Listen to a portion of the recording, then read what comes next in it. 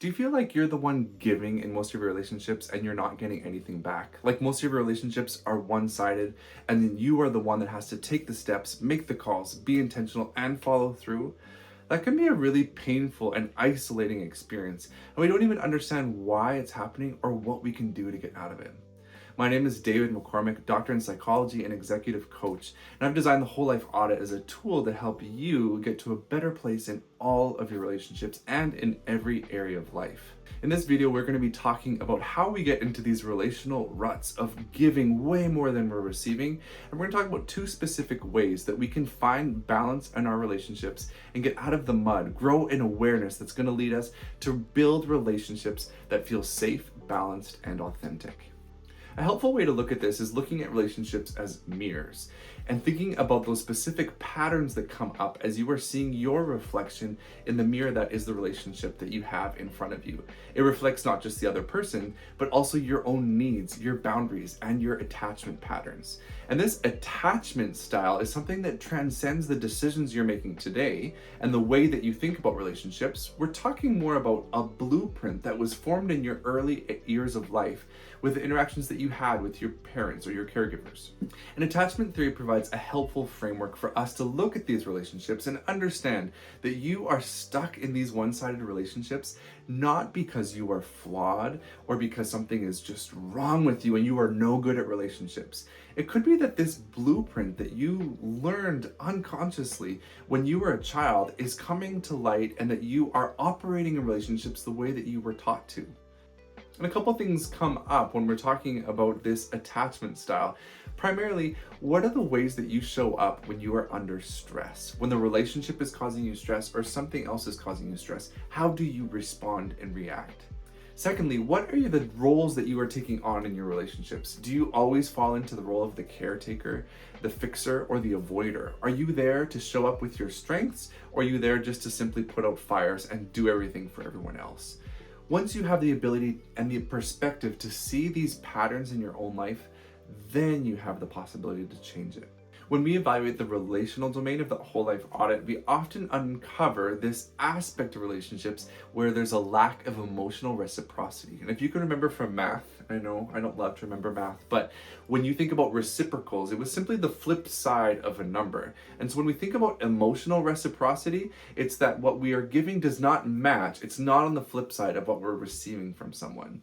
And when that is the case in a relationship for years and years and years, that there's a lack of emotional reciprocity, then we also have a lack of relational reciprocity, which means that we are showing up so much more in the relationship than the other person, that they've gotten used to that.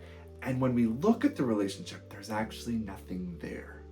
An important caveat here is that there are seasons of life where there looks like there is a lack of emotional reciprocity. For example, when you are taking care of a newborn, you're going to be pouring out a lot of your time, effort, and energy into that person without really receiving anything in return. But even there are inherent benefits and important insights that the baby is giving us a little smile and it feels like we just climbed a mountain. But it's important to remember that babies don't stay babies forever. They grow up and they learn to use language and words, and they achieve a sense of autonomy and independence where they are able to provide us with a sense of emotional reciprocity that leads to relational reciprocity. I talk with a lot of different people. I'm thinking of a couple of different examples when there's a dad who has a very one-sided relationship with his son, and he's the one always giving, he's the one always calling, and the son only reaches out. He's in college or beyond and he's working, and he only reaches out when he needs money. And this kind of one-sided relationship leaves the son feeling like, well, my dad's there. He doesn't feel connected to him. And the dad feels like, oh, I'm always the one giving. We have to understand that there is frustration on both ends, because even when someone is using another person, it does not provide a deep sense of contentment and connectedness. So what could this family do? What could this dad do to have a real and genuine connection with his son? Well, evaluating the situation, we would look at the different elements of how the son is using the dad and how the dad can grow in having a real connection with his son. And one of the best ways to have and foster connection is going to sound a little contrary, but it's to set up boundaries without experiencing the guilt. Boundaries are a structured way of improving your relationship so that they are better defined and can thrive under better conditions. Boundaries are not good intentions or good vibes, like this year we're just gonna have a better relationship, I can feel it. Boundaries are specific ways that we can grow together, and they have to be something that you can name and exist in real time. For example, a boundary could be, son, I'm not gonna be sending money to you anymore. You're gonna have to work. That is a real boundary that everyone can see and that both parties can respect. Initially, the son could feel like, that is terribly unfair. I need your money. I depend on you. But the father is after something more than dependence. The father is after true connection. The father wants to be connected to the heart of the child, not just connected to his wallet. And lots of parents settle for feeling like, well, I'm necessary and that's enough. And there's so much more. As our children grow and go into become adults and beyond college, and as they work, some of our kids will grow up with a really hard time letting go of that dependence and want to reach out for everything.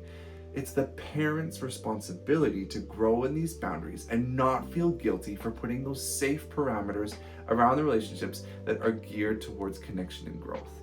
Your children will one day thank you for the boundaries that you're putting on today so that they can grow up in who they were meant to be and then reach out in an emotional way and find emotional reciprocity that turns into relational reciprocity. And the second thing beyond boundaries that we can talk about is communication. It sounds really basic, but that father has an option. He can keep going as he's going, or he can stop, articulate what he's thinking and feeling, talk it out with someone else, maybe get through a little bit of the messy parts, and then communicate something really clearly to his son, saying, hey, I kind of feel used by you and it's been a long time. I feel like this is never gonna end if I don't put down some strict boundaries, and that's really hurtful to me. That could come across as something really jarring for the son, but when it's done in a meaningful and clear way, it's not manipulative. It's telling the truth.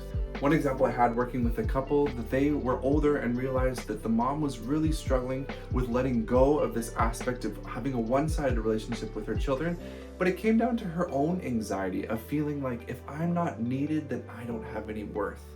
That's something that needs to be dealt with in her heart first, before she's gonna have a good relationship with her kids. But boundaries can be a way to help, and communication is necessary for her to work through those things, get to a place of healing, and where she can re-engage with her kids in a healthy way. And there are other relationships where this comes up, whether it be with a spouse, an older parent, a pastor, a neighbor, a friend, we always need to be aware of what we are giving in a relationship.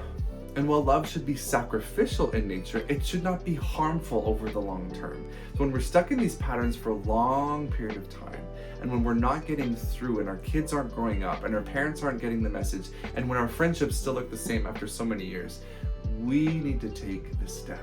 We need to be the ones to work through the noise, put boundaries without feeling guilt, communicate in a way that is authentic and kind and respectful, and take the steps towards growing in relationships that are reciprocal, where we are giving and we are receiving, where yes, we love sacrificially, but the other person is loving sacrificially for us too. If this video has been helpful for you, I would encourage you to share it with somebody you know. Also check us out at McCormickConnect.com. We've created the Whole Life Audit as a tool specifically for this, that you and your family can find greater clarity and the next steps towards more authentic connection, because that's really what we want. Take a moment to subscribe to the channel and remember that your life is already telling a story. Let's make sure it's the one you want to tell.